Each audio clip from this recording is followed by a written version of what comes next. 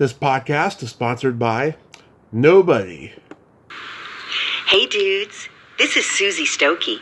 I played Sandy in The Power, and you are listening to Tommy Throwback Kovac on Splat from the Past.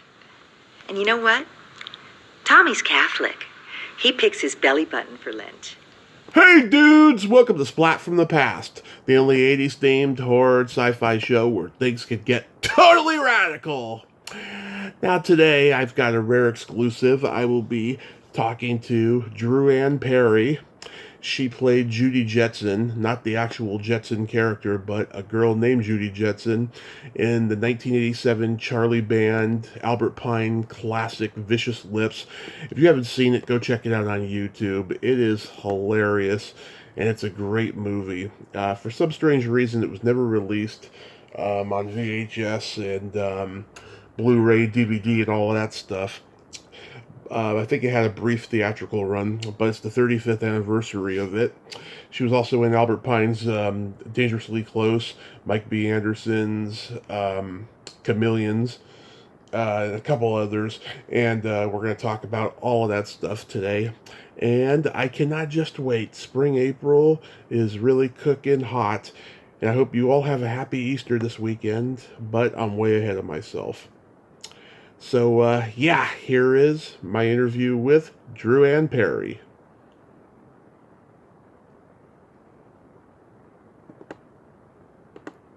Hello, this is Drew.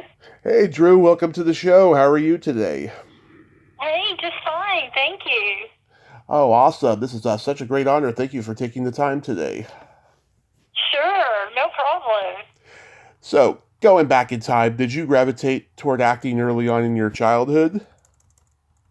I did. I came from a dance background, ballet, and I was a ballerina, and I felt I wasn't good enough to pursue it in New York, and it led to me performing on stage doing musical comedies. Mm-hmm. And performing in the musicals on stage, the acting bug kind of bit me, and that's when I progressed to acting. How old were you at that time? Gosh, I would say probably high school is when I felt that. It's probably high school. So did you originally start out just wanting to do music? No, just dance. I started off just wanting to do ballet. Oh, okay. Where are you from originally? I'm originally from Midland, Texas. Oh, nice. Yeah, I could hear it in your accent. Yeah, I'm back in Texas, so my accent's back. Awesome. So after high school, did you attend college? I did. I went to TCU in Fort Worth and had a ballet major, and then I switched it to radio, TV, film. And then after I graduated TCU is when I packed up and moved to Los Angeles. I know a lot of Texas actors. So when you were in college doing acting, I mean, did any of your classmates go on to become successful in acting? None that were in my class that I know of, that I'm aware of. Okay. So what year do you move to Los Angeles? I moved to Los Angeles in 84, 85. Oh. I think the end of, wait a minute, I graduated August 84, so I think I moved in the spring of 85. Okay. So how do you meet Albert Pine and begin working in his movies? Well, I moved to LA only knowing one person, and her name is Roseanne Zingali, and she was my roommate. So we were to be roommates. So I moved out there, and she was my roommate, and she was a film editor. And her best friend, Patricia Bichetti, Pat was a production coordinator at the time, and she was working for Albert. And Pat came over to visit us one night, and she was looking at me, and she said, you know, Albert is casting a film coming up, and you would be perfect for one of the parts. You ought to audition for it. And so I said, great, yeah, let me, because I didn't have an agent. I didn't have anything. I was in acting classes, and that was it. And so she arranged an audition for me, and I got the part, and that was for Vicious Lips. So Vicious Lips was the first one you did with him. Yes, that was the first one I did with him. Okay, awesome. Yeah, so I discovered that movie on YouTube, and I just absolutely loved it. I found out it didn't get a VHS or DVD Blu-ray release, which is bizarre. Why do you think that is? I don't know. I know that he was pushing for it. I don't know why it never got released. You'll find sometimes, I know that it played a few years ago. Somebody called me. They'd seen it on the Sci-Fi Channel. Yeah. So I don't know why it didn't get released. I know that he pushed for it. So I don't know what happened there. Interesting. Yeah, it's a fun product of its time. It came out at a time when Jem and the Holograms were popular, and the Bangles, and Right. that movie Howard the Duck, where Leah Thompson has that all-girl band, the Cherry Bombs. Yeah, it's very much a product of its time. Were you nervous at all playing the lead? Oh yeah, I was very nervous. The girl Linda Carriage. She was the one, I can't remember her character's name. I'll think of it in a minute. I know who you're talking about. Yeah. She was the one that had done the most. She was a successful actress and had done a lot of work. So I was really nervous coming in, being so green. Mm-hmm. But a couple of the other girls in the band, I know Shay, she was as green as I was because she came from a music background. But yeah, I was nervous, but Albert was just tremendous to work with. He was just wonderful. Yeah, was Charlie Band on set a lot too? He came and visited a few times, but not that often. Yeah, I've met him a couple times. He's an interesting guy, and I've heard all sorts of interesting stories about him. Right. But it was a lot of fun. It was pretty quick, right? Because Angela O'Neill told me it was a pretty quick shoot. She didn't even remember anything about the movie when I talked to her. Oh, right. Yeah, it was a fast and furious shoot. I do remember that. But I remember Tony, who plays Maddie, who plays the band manager. Yeah. He's hysterical. He was just as funny off camera as he is on camera. Yeah, I was going to ask about him. Like I know, he wasn't in anything before this or after. Like, do you know what his story was? No, I know that he was, a struggling actor like me. Mm-hmm. And I really thought his career would take off after that because he was just so good and so funny and could ad-lib just at the drop of a hat. And I tried to find him not too long ago, probably a couple of years ago. I tried to look him up. Mm-hmm. And I don't know what happened to him. I don't know if he's an author now or he does something with food, like he's I think he's written a book about food, like healthy food or something. I don't know. Something those lines. Yeah, interesting. I thought he was hilarious with that accent and just the way he acted like a sleazy manager, Oh yeah, he was great. Yeah, and at that time too, Charlie Band was making movies in Italy, but this was in Culver City and stuff. What was that soundstage like? Because it seemed pretty contained. Yes, it was very contained. We were at, I believe, Lionsgate. And in Culver City Studios, or anyway, it was contained. We were contained to this one sound stage. And then we did have, when we did the sand dune shoot, that was on location. I remember going down, I think it was like Pismo Beach. It was down that direction. Mm-hmm. And that was on location, but everything was on that sound stage. Yeah, I love how you girls just curse up a storm in the movie. I know. Yeah. So are you in touch with the other girls? No, I'm not. Well, I'm friends with Linda on Facebook, so we keep in touch that way. But with Gina and Shay, I don't know what happened to them. I lost contact with them. And I'm still friends with Cynthia, who was the makeup artist. Uh-huh. We're still in contact. And then I'm in contact with the, okay, I hope I'm not getting my movies mixed up. Walt Lloyd, I think he was the DP on this one, or was it, no? Is it Tim Sherstedt? Trying to remember who the director of photography was.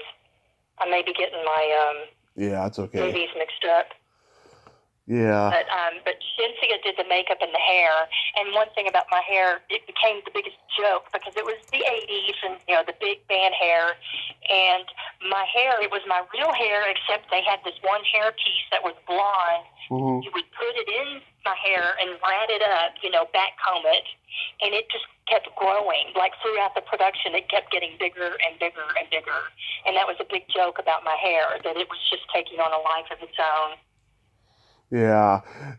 They made you look good, I think. Yes.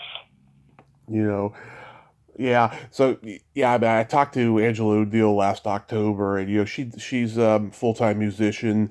She was a prop master on movies for years. By the early 90s. She got to do it on a lot of huge Hollywood movies. Oh, good for her. That's awesome. Yeah, she's got a YouTube channel and everything where she posts, her gigs and everything like that.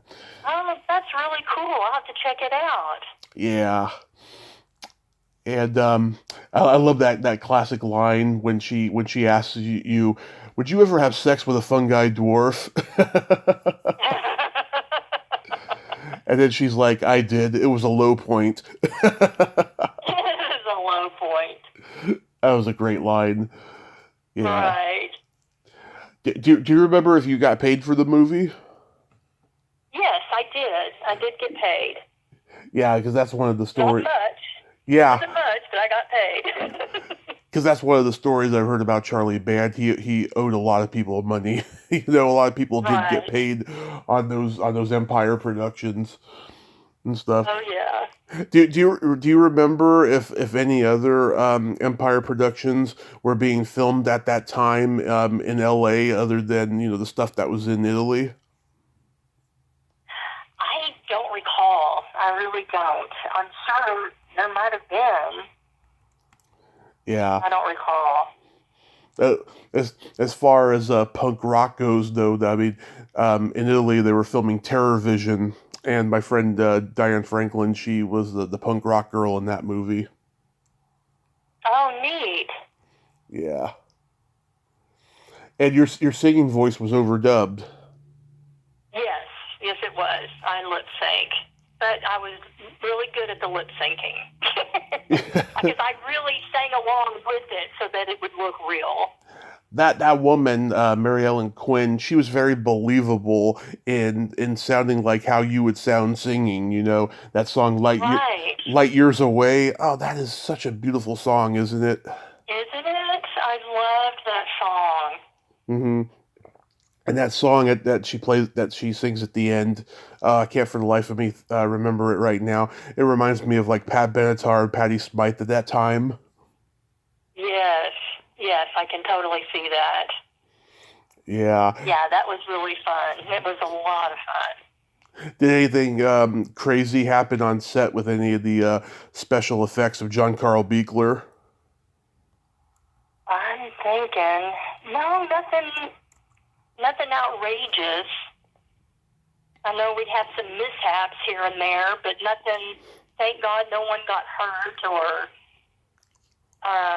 anything like that. I know there were some things, I want to say, like, with a lot of the smokiness, they would use burned cookies or something, and anyway, there were some things that didn't work. Yeah. Was there a lot of blood on set? Fake blood? No, not really. Toward the end it was, like when the monster gets out. Mm-hmm. And then, but yeah, we didn't have that much, any bloody scenes like that. Was the monster difficult at all? No, No, he was funny. He was funny. He was good. Yeah, it wasn't like Bruce the shark in Jaws. Right, exactly. That's so cool. Then you also did Dangerously Close. You're my fifth guest from that movie. Oh, wow. Yeah, Albert, God bless him, he gave me that part so that I could get my SAG card, so I could become Screen Actors Guild. So it had to be a speaking part, and most of it ended up on the editing room floor, which was really, I was very upset because I'm in the scene where what's-his-face calls the school. He's trying to find out what's going on, and we just found out one of the characters was killed, and I start crying on the phone telling him, and they cut all that. So, anyway, yeah, my favorite scene didn't really make it, other than just a snippet of it. But that shoot was a lot of fun. That was a lot of fun. Had a lot more actors, you know, who were successful and went on to do really well, like Carrie. Yeah. But I remember someone on the set spilled steaming hot coffee on me, and I had on fishnet pantyhose. Yeah. And it burned my leg in that fishnet pattern. Oh my God, that's no good. Yeah, so I went around with this fishnet scar on my thigh for months. Oh, I'm so sorry about that. Yeah. Oh, well, you know. Yeah, that is awful. Yeah, I've interviewed Tom Matthews, Tom Fridley, McGill Nunez, and Bradford Bancroft from the movie. Okay, yeah. Such a great How cast. are they all doing? Tom, you know, he's a horror icon now, so he does a lot of conventions and little movies. Tom Fridley, he does the same. McGill Nunez, I mean, his career is so prolific, you know. Out of the four of them, he was the one that didn't have much to say because his career was ongoing. He wasn't too keen about talking about the past. But Bradford Bancroft, I think he teaches acting now or something like that. I can't remember. Oh, And okay. I remember him. He was very funny on set. yeah, they were all great. John Stockwell, oh my God, he was in my favorite Albert Pine movie as the lead, Radioactive Dreams. Yes. Yes, which I think, isn't it getting a Blu-ray release? Oh, is it? I don't know. I believe hope so. I yes, hope because I'm friends with Albert on Facebook, and I think he was posting, I think it's getting a Blu-ray release. Oh, good. I hope so. Yeah, I love that movie. It's a classic. It's a lot of people forgot about that one, you know. But right. It's a great movie. I talked to the makeup artist about that movie, and she's won several Academy Awards, V. Neal, and she was so surprised that I even knew that movie. Oh, wow. That's awesome. Do you remember anything about Michelle Pfeiffer's sister, Dee Dee? Dee Dee, yes, I remember her. She was great. She was really nice and very unassuming. Mm-hmm. She didn't go around throwing around that, you know, who her sister was. Right. But I think it was also a detriment to her that Michelle was her sister, because Mm-hmm. she said that on auditions and when she would go out for parts, they would compare her to Michelle, Mm-hmm. and that was very discouraging to her. I remember her struggling with that a little bit. But apparently she was, at least at the time, she was close to her sister, so there was no animosity there. But she was just struggling that her sister was so successful, and she was trying not to be under her shadow. Yeah, I think she's just as good as her sister is, you know, and Oh, yeah. I've heard her in podcast interviews. She has no filter. She is hilarious. Oh, yeah. I believe that. She was like that on set. Really? Oh, yeah. Yeah, there's an old audio of her on Loveline with Dr. Drew and Adam Carolla back in like the early 2000s. You know, it's a whole YouTube channel of like every episode, and she was on there, and like this guy calls in, he says, he says things got awkward between me and this girl, so I just gave her the finger, and Dee Dee's like, ooh, that's good. That's sexual altruism there.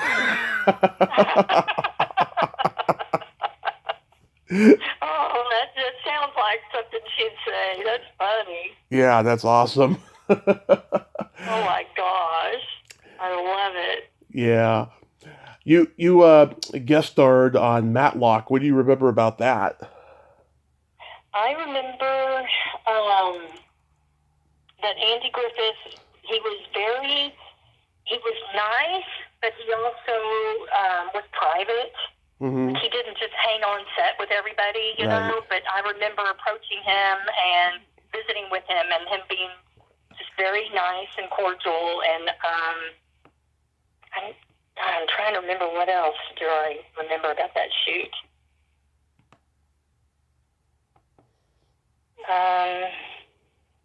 I remember knowing that I needed to be fully prepared. You know, there was no goofing around, so to speak. It was like, you have hit your mark, say your lines, do your thing. We got the next thing to set up, Yeah. Which I guess that's TV, bam, bam, bam. So I remember trying to be like super prepared and not wanting to mess up because I didn't want them having to do a retake on my behalf. So, but Andy was, he was a nice guy, and he was old then. I mean, the guy was old. Right. But he was still with it. He was very with it. Yeah, I mean, when you're at that level of being an icon, it gets to a point where everybody wants something from you, and you become a little less friendly on set. You become more reserved. Right. Right. Yeah. Yeah, and that might be it. But you're right. Reserved is a good term. I did visit with him, and he, we chit chatted, but there was that bit of you could just tell he was a little holding back a little bit. Yeah. Now, I'm not too familiar with this one, but you did a horror film called Kamillions. Yes, I did do that one. That one shot in San Francisco, and I did that one under my married name at the time. I didn't do it under Perry. Mm-hmm. But that was a funny shoot. That was really funny. One of my favorite things about that shoot was the makeup artists and the hair girls were from, let me see if I'm going to get this right. The makeup girl, both of her parents were hearing impaired. So she could hear, but her parents could not. So she knew sign language. Mm-hmm. And she got her cousin, there were two makeup artists, so she got her cousin the other makeup artist gig. And the cousin knew sign language. And so I remember we would be on set, and everybody has to be quiet and you're shooting, and they would be signing across the set to each other. And they could tell each other what to be ready for next and whatnot because they could talk with their hands. And because of that, she could also read lips. And once I was in the makeup chair, and she's doing my makeup, and then she comes around to behind me, and she's starting to style my hair, and so she's looking at me in the mirror. The mirror's in front of me. In front, she's standing behind me, and then all of a sudden she stops, and she's like, wait a minute. And she kind of moves her head a little bit over, and she goes, they're talking about you. She could read the lips of the producers that were, 20 feet away. I don't know how far away they were. And she was reading their lips and could tell what they were saying about me. I'll never forget that. It was amazing. Fortunately, it wasn't anything bad. I think it was just business stuff. But she was like, they're talking about you. I was like, what? She just kept reading their lips. So that was a lot of fun. And everybody on that set was just fun. It's funny. The films I did, especially all those low-budget sci-fi films, Yeah. so many of the actors, everybody, we're all just so happy to have work. You Yeah. know, and so there weren't any prima donnas, which I just loved that. And I loved that about Vicious Lips. There was, like, if anybody could be a prima donna, it would have been Linda Carriage. But she wasn't. She wasn't at all. And took me under her wing a little bit, which I was very happy about. But I don't remember. I remember Dangerously Close. There was some hoity-toityness going on with some of the actors that had done some work, you know, they're kind of throwing their weight around, so to speak. But for the most part, the low-budget ones, everybody was just so thrilled to have work and were accommodating and nice to each other and no drama. I remember that. There wasn't any drama on the set, which was really nice. Oh, that's awesome. Yeah, Mike B. Anderson, who went on to work on The Simpsons, directed the movie. What was he like? Yes. Oh, he was lovely. I'm friends with him on Facebook. He was great. He was great. He would allow us to develop our characters the way that we felt that the characters should be, you know, and he would allow us to, if we went off book and maybe wanted to try some ad-libbing, he would allow that, improv. It's so fun when you have a director that will do that. They're not just so stringent and they're attached to the script and they don't let you explore it. Yeah. And he was a good actor's director. Yeah, he directed this low-budget movie before this that I like called Alone in the T-Shirt Zone. It's a bizarre movie that he made in 1986. It's on YouTube. That's where I discovered it years ago. I actually got to interview this one actress that was in it, but she wasn't very nice to me, so I didn't release that interview. But oh, well, that sucks. I'm sorry. How could they not be nice to you? it's been known to happen a few times. I don't know what it is. I get in touch with very bitter people and stuff like that. Yeah, I guess so. Yeah, it goes with the territory. Wow. What was Double Vision? Double Vision was a film. Terrence O'Hara directed it. He's gone on. He directs a lot of stuff. It was a film about, I played the lead character in I played twin sisters. And the movie starts off that she's with her fiancé, and they get in a car crash, and she goes flying out, which it cracks me up, our special effects. She goes flying out and gets impaled on this metal, you know, object, and she dies. Well, the fiancé, he can't handle it that she's dead. He goes into deep depression, and then one night he passes by a bar, nightclub, and sees this band and sees this girl singing who looks just like his fiancé. Well, it turns out it's me, twin sister, and he becomes obsessed with the living twin sister and kidnaps her and has her living in a abandoned bus in like a junkyard. And so that's the premise of it. And my kids, when they watched it, they were dying because the special effects were so bad back then. I mean, they're not like it is today. And I kept telling them, look, this is the 80s. Our special effects aren't like they are today. But they just gave me a real hard time because my being impaled, I'm hanging up there. They're like, it's so obvious you're on rope, you know. It was just funny. It was very funny. But that was a fun film to do.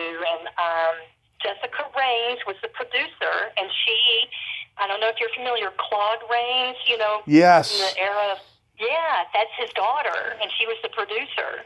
Oh, wow. She was in a movie I like called The Mutilator a few years before that. Okay. Well, she was the producer on it, Jessica, and I'm still friends with her, and she's wonderful. Just love her. I think she's retired now, but yeah, she produced it. Oh, if she wants to do an interview, I'm happy to interview her. Oh, okay. Yeah. I'll put that out there. I love that movie, The Mutilator. It was a little low budget Southern horror movie, and I interviewed one of the stars of it who was in a couple horror movies back in the 80s, and it's a great one. The director, I think he was trying to do a sequel for a long time. Oh, wow. Well, that's cool. Yeah. Yeah, we went on, I went on with Jessica. I got cast in another film she was doing.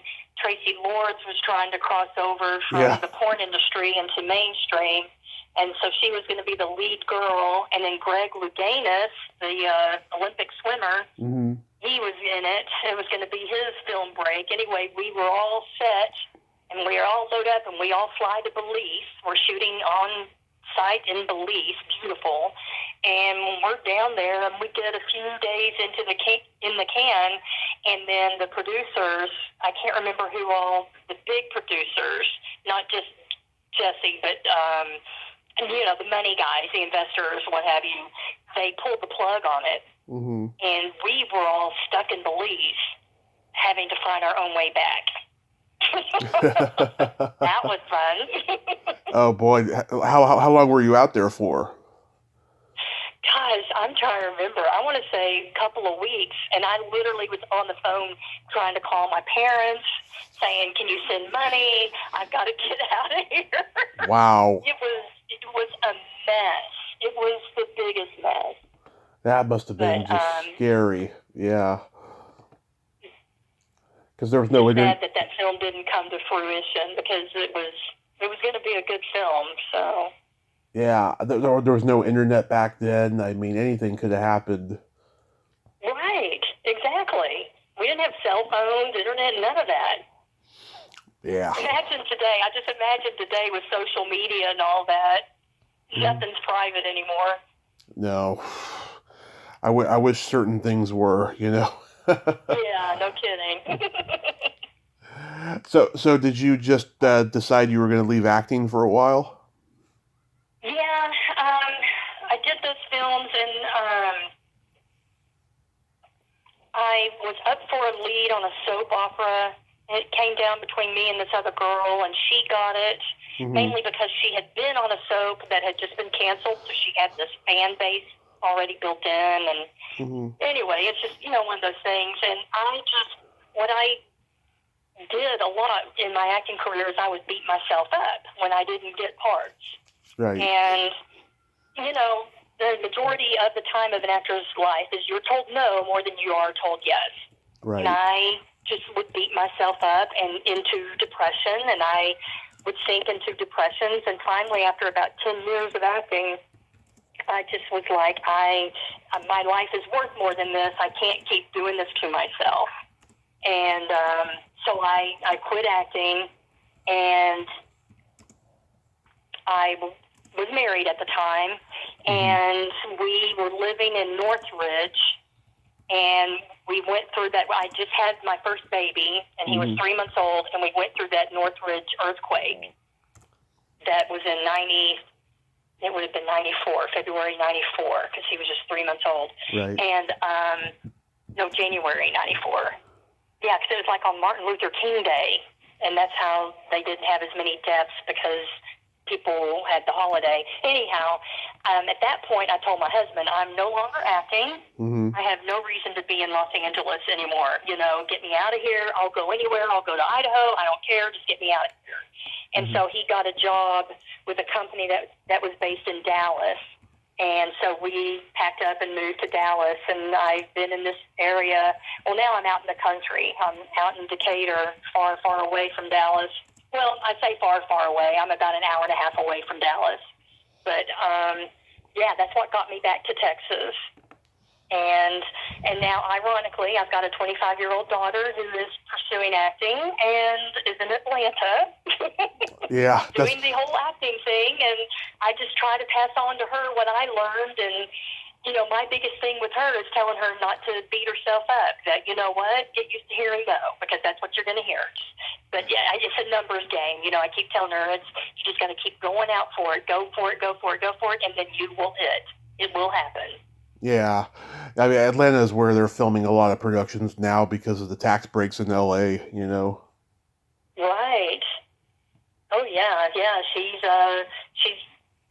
taking some classes. She's booked some commercials. She's doing better than me. She's better than I was at that age. She's like an old soul, and she's just very talented. And of course, I'm going to say that I'm her mom, but having been an actress, you know, she does have talent, and I know that if she can just weather the storm and just keep plugging along, you know, she's going to get things. And she's got to be just as pretty as you. Oh, thank you. We've been told we look exactly alike. Oh. You can tell she's my daughter. Definitely. Yeah. Oh, that's cute. I like that. So Albert had you do a role in Interstellar Civil War. Yes. Were you missing acting at the time and you wanted to do something? No, you know what happened there? Roseanne, who I told you was my first roommate in Los Angeles, and she was a film editor for Albert on a lot of his films. Well, she's now retired, you know, from film, and she lives in Ohio. Well, she called me one day and said, hey, they are doing this film, what would you call it, where it's like, oh, come on, there's a term for it, but it's like they're showing some of his films, and then they interview him afterwards and have an audience. A focus group. What's that called? Focus group. What? A focus group. Well, but it's open to the public. It's like his fans. It's like his fans. Oh my gosh, Albert Pune's going to be in town, and we're going to go see his films, and then we get question and answer with him, and anyway, it's like a film festival. It was a film festival. That's what it was. It was a film festival honoring Albert. Right. And so Roseanne calls me, and she says, we should go and surprise Albert. Let's just go surprise him. Yeah. And I was like, you're right. Let's just do it. And so we packed up, and we met in Chicago. It was in Chicago, and surprised him. He was just blown away. And we just had the fun of it was just the best time weekend. You know, we went to the Q&A and watched the films and just hung out with him. And it was there that he said, you know, Dru-Anne, I've got this film I'm working on, and I think I may have a part for you. And I just laughed it off. I was like, oh, yeah, sure, Albert, okay. And then he called me, and he's like, hey, I want you to come to Vegas and shoot this. So I did. And then he cast my daughter, Kat. Her name's Kat Cackmas, and he cast her, and about a year and a half later, she is out in Las Vegas shooting her first film with him. And so it was a big deal that my first film was with Albert Pune and her first film was with Albert. Oh, that's awesome. I like that. Isn't that cool? That is so cool. That is pretty cool. So, yeah, so that's how that came about. So I was like, okay, I'll do it for Albert. You know, what the heck? It was funny. I just went and did it for fun. And my family was just laughing at me, but it was a lot of fun. Do you hope to do any more? I doubt it. I don't know. If I could and not worry about like how I looked, you know, I would totally get back into it. But because it's so focused on looks and this and that, I just don't want to get into that scene again. I'd love to be like a character actor, but I'm told that I'm not one yet. So I guess I'm kind of in between where I don't look my age. So I'd be competing, you know, with younger people. I don't know. If I could just do it with the way I look and focus on the acting, I would love to do it, but I don't know. I guess if the opportunity ever presented itself, I might grab it. Were you interviewed for Lisa Diapolito's documentary about Albert? Is that the one? I was interviewed with one, but it was a guy who interviewed me. Oh, come on, what's his name? I have it on, I can't even remember his name. But it was supposed to be a documentary on Albert. He's the one that called and set it up. I was not interviewed by a female. I know that. Yeah, I interviewed this woman, Lisa Diapolito, last year. She had made a documentary about Gilda Radner, and so Yes. we were doing a Gilbert Radner tribute. And then towards the end, we talked about this documentary about Albert, and she's like, I knew I wanted to talk to you when I saw that you love horror and sci-fi because I'm making this documentary about Albert. And I reached out to Albert 3 years ago for an interview, and he told me to go contact his wife, and she read my message but never responded, right? I told that to Lisa, and she's like, yeah, they have a very complicated marriage. They do. Well, what it is Cynthia can be ADD. And Yeah, if you messaged her, she probably had full intention to respond and then thought she did and didn't. yeah, Kind of goofy that way. yeah, But I was interviewed for that. yeah. And in fact, wait a minute, they wanted me to come to, they were doing something, they wanted me to come out there, and I couldn't. Huh. That's interesting. Yeah, I'm looking forward to that documentary, though. It's probably going to be a good one. Yeah, it sure will. So there's a secret silly game that I like to play with my guests. This is a series of silly slumber party questions, no win or lose, just pure fun. And how the game works is I ask you the question, you answer it, and then you ask me the exact same question, and I answer it. And feel free to comment on answers. Okay.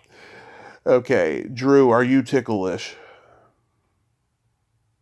Yes. Mm-hmm. Are you ticklish? Oh, yes. I've been known to hit people in the groin without warning. I'm so ticklish. Oh, that's funny. What's your favorite part of the body? It could be anything. Favorite part of the body? Mm-hmm. I would say arms, biceps. I love biceps. Nice. What's your favorite part of the body? The belly button. Ooh, why? When I was 6 years old, I had a girlfriend who had this cute little Audi belly button, and we drifted apart by the time we got to junior high, and she was always the girl that got away, I always felt.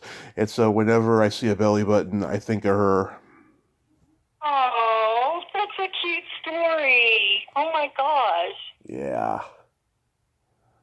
Yeah, I think about her all the time. And she's Have you actually, ever tried to reconnect with her? yeah, went on MySpace years ago, and she was all fucked up on drugs by that point, and she was in a loveless Oh, marriage. It's sad. And she's actually that from is sad. she's actually from Texas, and she lives there. Oh, wow. Yeah, coincidentally. Yeah. What color are your toenails painted?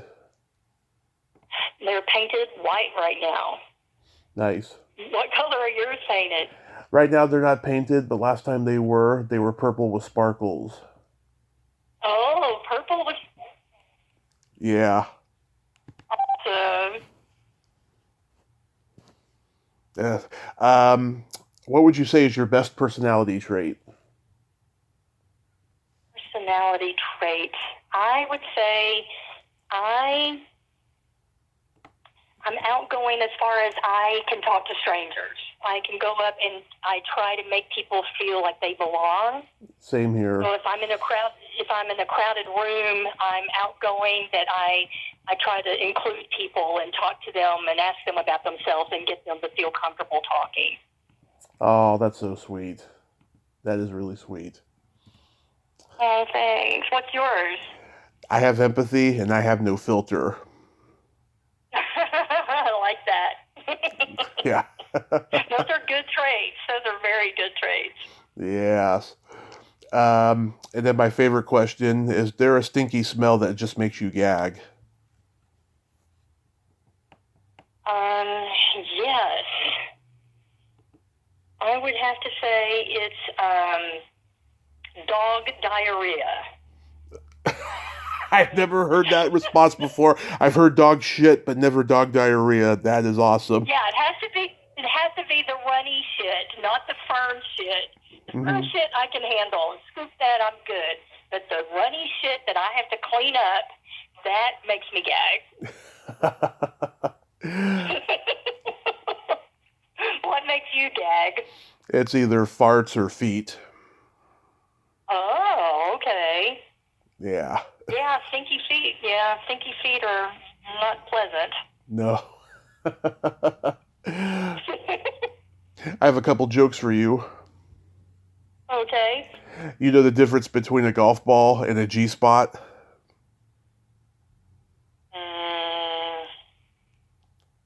One can be hit and the other's missed. A man'd rather spend 20 minutes looking for a golf ball. Yeah. Hey, I was kind of close. I was along the same line. Yeah.